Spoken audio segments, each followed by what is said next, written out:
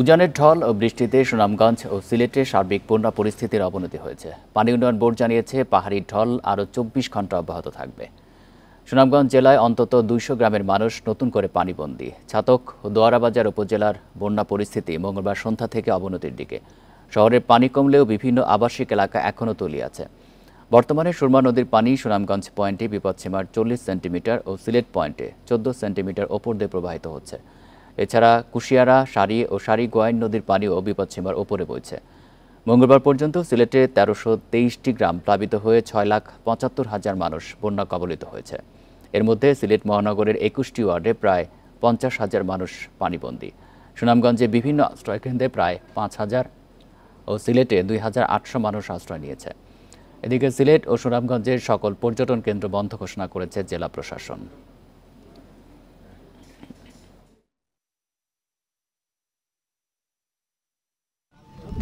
দোয়ারাবাজার, সুনামগঞ্জ সদর এগুলো ব্যাপকভাবে প্লাবিত হয়েছে। মানুষ আশ্রয়কেন্দ্র চলে আসছে। নির্বাহী অফিসারদেরকে আমরা নির্দেশনা দিয়েছি যাতে বড় বোট, তারা স্টিল বডির বোট যেন তারা সংগ্রহ করে এবং যে সমস্ত মানুষ এখনও লেফট আউট আছে তাদের গবাদি পশুসহ তাদেরকেও যেন পর্যায়ক্রমে উদ্ধার করা হয়।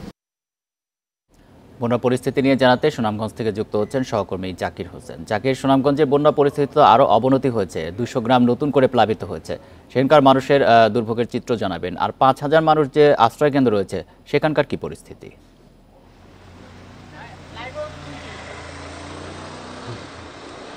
দেখুন, গত কালকে থেকে কিন্তু সুনামগঞ্জের সুরমা নদীর পানি কিছুটা কমেছে। অর্থাৎ গতকালকে আমরা বলেছিলাম সুরমা নদীর পানি বিপদসীমার ৬৮ সেন্টিমিটার উপর দিয়ে প্রবাহিত হচ্ছিল।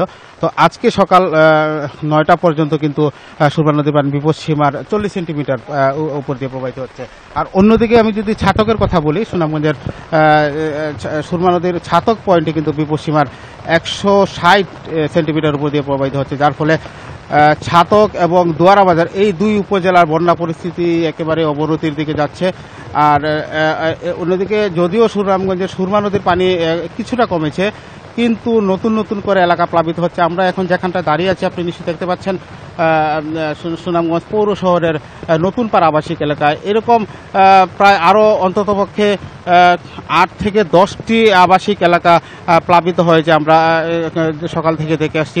তো যেভাবে পানি বৃদ্ধি পাচ্ছে এবং বৃষ্টিপাতও কিন্তু আপনি নিশ্চয়ই দেখতে পাচ্ছেন, বৃষ্টিপাতও কিন্তু অব্যাহত আছে। এই বৃষ্টিপাত এবং পানি বৃদ্ধি অব্যাহত থাকলে আর বন্যা পরিস্থিতির আরও অবনতি হতে পারে বলে তিনি আমাদেরকে জানিয়েছেন। পানি উন্নয়ন বোর্ডের সিলেটের প্রধান প্রকৌশলী কুসুমন সরকার, আমি তার সাথে কথা বলেছিলাম। তিনি আমাদেরকে জানিয়েছেন যে আগামী ৭২ ঘন্টা ভারী থেকে অতি ভারী বর্ষণ হতে পারে। আর এই বর্ষণের ফলে কিন্তু নদ নদীর পানি বৃদ্ধি পাবে, নতুন নতুন এলাকা প্লাবিত হবে। আর আপনি যেমনটা বলছেন আশ্রয় কেন্দ্রের কথা, আশ্রয় কেন্দ্রে এই মুহূর্তে ৫১২টি আশ্রয় কেন্দ্র খোলা হয়েছে জেলা প্রশাসনের পক্ষ থেকে। আমরা দেখেছি সবগুলো আশ্রয় কেন্দ্রে কিন্তু মানুষ আশ্রয় নিয়েছে, কারণ হচ্ছে জেলার ১২টি উপজেলা এই মুহূর্তে বন্যায় কবলিত। প্রায় ৬,০০০-এর মতো মানুষ কিন্তু এই মুহূর্তে আশ্রয় কেন্দ্রে আশ্রয় নিয়েছে। আর তাদের যে ত্রাণ সহায়তার কথা যদি বলি, ত্রাণ সহায়তা পর্যাপ্ত পরিমাণ আসলে ত্রাণ সহায়তা দেওয়া হচ্ছে না, কারণ জেলা প্রশাসনের পক্ষ থেকে প্রত্যেকটা উপজেলার জন্য ৫ মেট্রিক টন জিআর চাল দেওয়া হয়েছে। যে পরিমাণ ত্রাণের চাল দেওয়া হয়েছে সেটা কিন্তু আসলে প্রয়োজনের তুলনায় অনেকটাই অপ্রতুল। আমি কথা বলেছিলাম জেলা প্রশাসক মোহাম্মদ রাশেদ ইকবাল চৌধুরীর সাথে। তিনি আমাকে জানিয়েছেন যে আরও পর্যাপ্ত পরিমাণের জিআর চাল এবং শুকনো খাবারের জন্য মন্ত্রণালয়ে পত্র প্রেরণ করা হয়েছে, শীঘ্রই হয়তো সেটা চলে আসবে। তো সার্বিকভাবে আমরা বলতে পারি যেভাবে পানি বৃদ্ধি পাচ্ছে এবং বৃষ্টিপাত অব্যাহত আছে, এই বৃষ্টিপাত যদি অব্যাহত থাকে সুরমা নদীর পানি বৃদ্ধি পেয়ে সুনামগঞ্জের বন্যা পরিস্থিতির আরও অবনতি হতে পারে। এই ছিল আমার কাছে সুনামগঞ্জের বন্যা পরিস্থিতির সর্বশেষ। সুনামগঞ্জ থেকে জানাচ্ছেন সহকর্মী জাকির হোসেন। ঈদের টানা ৫ দিনের ছুটি শেষে আজ খুলছে অফিস আদালত। এজন্য অনেকেই ফিরছেন ঢাকায়। বাড়তি ছুটি যারা নেননি মূলত আজ তারাই ফিরছেন। সকাল থেকে রেল, বাস ও সদরঘাট লঞ্চ টার্মিনালে রয়েছে ভিড়। ভোগান্তি এড়াতে আগেভাগেই ফেরার কথা জানান তারা। তবে ফিরতি পথেও বাড়তি ভাড়া নেওয়ার অভিযোগ করেছেন অনেকেই। পরিবহন সংশ্লিষ্টরা বলছেন ঢাকামুখী স্রোত এখনও পুরোপুরি শুরু হয়নি। আগামী শুক্র শনিবার এই ভিড় আরও বাড়বে। এদিকে ঈদের তৃতীয় দিনেও অনেককে আজ সকালে ঢাকা ছাড়তে দেখা গেছে। বিভিন্ন কারণে ঈদে বাড়ি ফিরতে না পারায় আজ যাওয়ার কথা জানান তারা।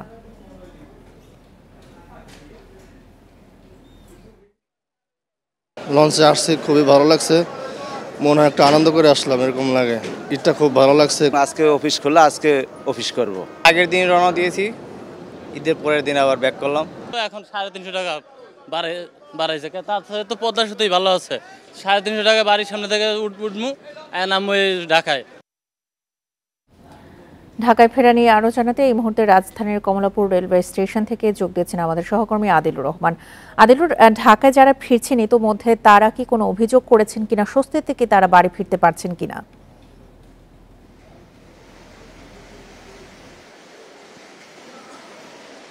দেখুন, কিছুক্ষণ আগে কমলাপুর রেল স্টেশনে রংপুর থেকে একটি ট্রেন এসে থেমেছে এবং আমরা দেখেছি যে সেই ট্রেনটিতে যাত্রীদের ভিড় কিন্তু আসলে ভালোই ছিল। তবে উপচে পড়া যে ভিড়, যেটি আসলে বলা যায় যে ট্রেনের যেটি দেখা যায় যে নর্মালি অনেক ভিড় বলতে ট্রেনের ছাদে করে যাত্রী আসে, তেমনটি আসলে ছিল না। তবে যাত্রীদের চাপ কিন্তু আসলে এই ট্রেনটিতে আমরা লক্ষ্য করেছি এবং যাদের আজকে মূলত অফিস আজকে খুলে গিয়েছে, আপনি জানেন যে শুক্রবার থেকে আসলে ছুটি তারা পেয়েছেন। শুক্র, শনি, রবি, সোম, মঙ্গলবার পর্যন্ত আসলে তাদের ছুটি ছিল এবং আজকে যাদের অফিস করতে হবে মূলত তারা কিন্তু আজকে এই যে রেল স্টেশনে তারা আসছেন এবং কিছুক্ষণ পরে তারা অফিসে যাবেন, এমনকি কিন্তু আসলে তারা বলছেন।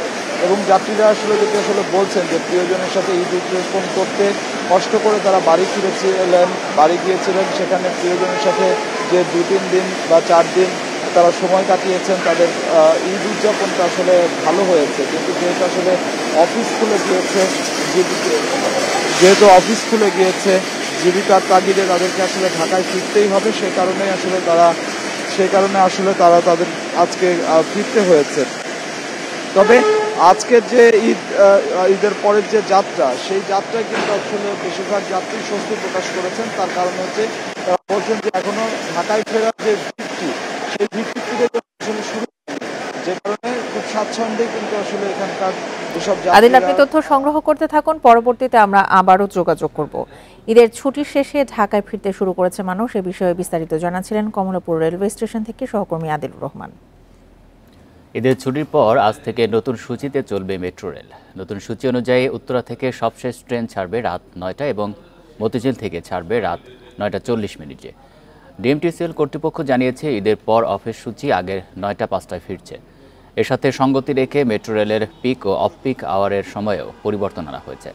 আজ থেকে মেট্রো রেল চলাচলের সময় বাড়ছে 1 ঘন্টা। এর আগে সোমবার ঈদের ছুটিতে মেট্রো রেল বন্ধ ছিল, মঙ্গলবার সকালে খুলে দেওয়া হয়। বর্তমানে রাত 8টা 40 মিনিটে মতিঝিল থেকে এবং উত্তরা থেকে সবশেষ ট্রেন ছাড়ে রাত 8টায়।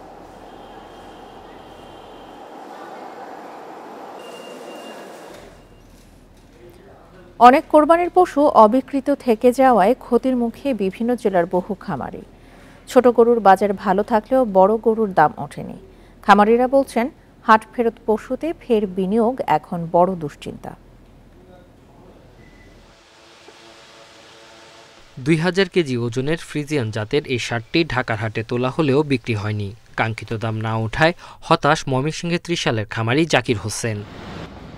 পাবনায় বহু গরু অবিক্রিত থেকে গেছে, বিশেষ করে বড় গরু বিক্রি হয়নি। গোখাদ্যের দাম বাড়ায় এসব গরুর পেছনে আরও বিনিয়োগ করা নিয়ে দুশ্চিন্তায় খামারিরা। 34 মণ ওজন হয়েছে, তো বিষয় হচ্ছে যে টাকা বলেছে 8 লাখ, এই খরচই হয়েছে মনে হয় 15 লাখ টাকা। আমি আশা করেছিলাম যে এই কোরবানির ঈদে আমি বিক্রি করব, কিন্তু বিক্রি করা হলো না। জয়পুরহাটে অর্ধেকের বেশি কোরবানি পশু বিক্রি হয়নি বলে দাবি খামারিদের। লক্ষ্মীপুরে প্রায় 5000 গরু অবিক্রিত থেকে গেছে। পশুপালনে যে খরচ হয়েছে সেই দাম না মেলায় চাঁদপুরেও হাট থেকে ফিরে আনা হয়েছে বহু গরু।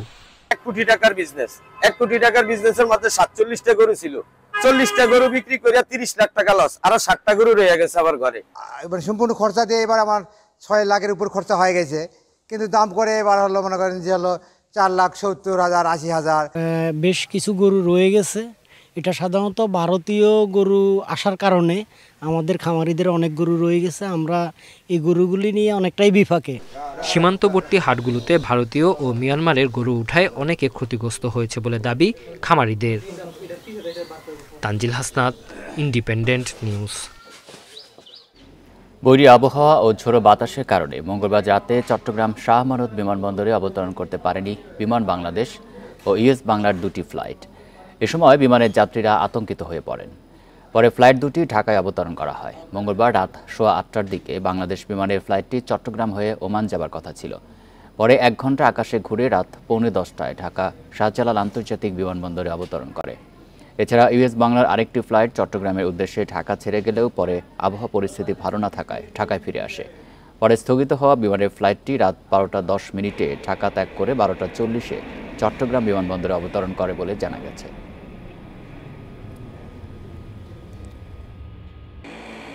যেটা যাচ্ছিল সেটা 8:10 রওনা দিচ্ছিল, সেটা 9টার পরে ব্যাক করে চলে আসছে, নামতে পারে নাই। আর আরেকটা ফ্লাইট যেটা 619 ওটা 10টায় ছাড়ার কথা ছিল, সেই ফ্লাইটটা ওই ওয়েদারের জন্য ও ওয়েট করতেছে, ও যায় নাই। সম্প্রতি দেশে বেড়েছে বিষধর রাসেলস ভাইপার বা চন্দ্রবোরা সাপের প্রাদুর্ভাব। আকার ও রঙে ভিন্নতা থাকলেও দেখতে অজগরের মতো। ক্ষিপ্রগতির এই সাপের ছোবলে ঘটতে পারে মৃত্যু। গবেষকরা বলছেন নদীর পানিতে ভেসে রাসেলস ভাইপার দেশে ঢুকছে। চট্টগ্রাম মেডিকেল কলেজ হাসপাতালের ভ্যানম রিসার্চ সেন্টারে গোখরা, শঙ্খচূড়া সহ আরও অনেক সাপের সাথে আছে বিষধর রাসেলস ভাইপার বা চন্দ্রবোরা। 2 থেকে 3 হাত লম্বা এই সাপের চামড়ায় রয়েছে চাকচাক দাগ, যা দেখে অনেকে অজগর সাপ বলে ভুল করেন। গবেষকরা জানান, চোখের পলকে শিকারকে ছোবল দিতে পারে রাসেলস ভাইপার। দ্রুত চিকিৎসা না পেলে মৃত্যু হয় আক্রান্ত মানুষের। এদের বিষ সরাসরি কিডনিতে এফেক্ট করে, যার জন্য কিডনি বিকল হয়ে যায়। এদের বিষ এই যেখানে কামড় দেয় তার চারপাশে যে টিস্যুগুলি আছে এইগুলিতে বিষক্রিয়া করে। দেশে রাসেলস ভাইপারের আনাগোনা সম্প্রতি বেড়েছে। ধারণা করা হচ্ছে বর্ষায় ভারত থেকে বিভিন্ন নদীর পানিতে ভেসে আসছে এই সাপ।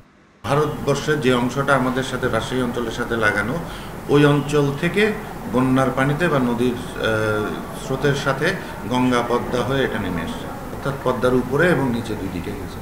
নিচে এটা গিয়ে ফরিদপুর অঞ্চল, বরিশাল অঞ্চল এই দিকে চলে গেছে, উপরের দিকে রাজশাহী এই অঞ্চলের এইদিকে গেছে, যার জন্য এই অঞ্চলে আবার রাসেলস ভাইপার পাওয়া যাচ্ছে।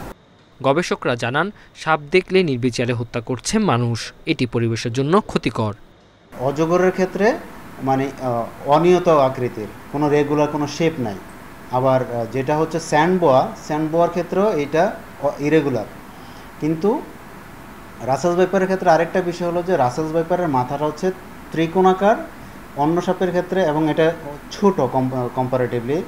রাজশাহী, ময়মনসিংহ ও চাঁদপুর এলাকায় রাসেলস ভাইপারের প্রাদুর্ভাব সবচেয়ে বেশি। Independent News. শরীয়তপুরে চরাঞ্চলে রাসেলস ভাইপার সহ নানা বিষধর সাপের উপদ্রব বেড়েছে। সাপের আতঙ্কে স্বাভাবিক জীবন ব্যাহত হচ্ছে স্থানীয়দের। গত 2 মাসে সাপের ছোবলে আহত হয়েছেন প্রায় 150 জন। সাপে কাটলে ওঝার কাছে না গিয়ে হাসপাতালে যাওয়ার পরামর্শ চিকিৎসকের। গত 4 জুন সখীপুরের সরকারকান্দি গ্রামে ধরা পড়ে বিষধর রাসেল ভাইপার। এরপরের 1 সপ্তাহে ধরা পড়ে আরও 3টি। এছাড়াও গোখরা সাপ সহ বিভিন্ন বিষধর সাপের আনাগোনা বেড়েছে শরীয়তপুরের চরাঞ্চলে। ঝোপঝাড়, কৃষিজমি, এমনকি বসত বাড়িতেও দেখা মিলছে বিষধর সাপের। কোথাও মিলছে সাপের ডিম। গত 2 মাসে সাপের ছোবলে 143 জন আহত হয়েছেন, এর মধ্যে মারা গেছেন 4 জন। অনেক মানুষেরা কামড়াইছে, কিছু সুস্থ হয়েছে, কিছু মারা গেছে। তো এই বছর একটু সাপের উৎপাতটা একটু বেশি দেখা যাচ্ছে। আমরা কৃষিকাজ করি, আমরা সাপের ভয়ে চকে নামতে পারি না, জমি জমা যাইতে পারি না। সাপের উপদ্রব থেকে বাঁচতে সাপুরের কাছে ছুটছেন অনেকেই। সাপে কাটলে এখনও অনেকের ভরসা ওঝা। যদি কাউরে সাপে কামড় দেয় তাহলে ওই ক্ষেত্রে আমাদের নড়িয়াতে বা পেদেরগঞ্জ বা মলফুতগঞ্জে যাওয়া লাগে। সাপে কাটা রুগী যেটা দেখি যে জাতির সাপে বা আপনার রাসেল ভাইপারের কামড় দিচ্ছে, ওটা আমরা পাঠাই দিই লগে লগে। জেলায় অ্যান্টিভেনম সরবরাহ বাড়ানো হয়েছে উল্লেখ করে সাপে কাটলেই হাসপাতালে নেওয়ার পরামর্শ সিভিল সার্জনের। যে সাপগুলো কামড়াচ্ছে তাদের কিন্তু অ্যান্টিভেনম আমাদের কাছে আছে। তো এখন পেশেন্ট যদি আক্রান্ত হয়, দ্রুত সময় হাসপাতালে আসে, আমরা অ্যান্টিভেনমের মাধ্যমে কিন্তু এই রোগগুলোকে সুস্থ করতে সক্ষম। গত 2 মাসে শরীয়তপুরের সখীপুর, বেদরগঞ্জ ও নড়িয়ায় শতাধিক গোখরা ও রাসেল ভাইপার সাপ পিটিয়ে বেড়েছে স্থানীয়রা। Independent news. এই ছিল এখনকার সংবাদে। এছাড়া ইন্ডিপেন্ডেন্ট টেলিভিশনের সব খবর আরও বিস্তারিত জানতে চোখ রাখুন ফেসবুক, ইউটিউব এবং এক্সে। ধন্যবাদ সবাইকে। আমন্ত্রণ পরের আয়োজনে।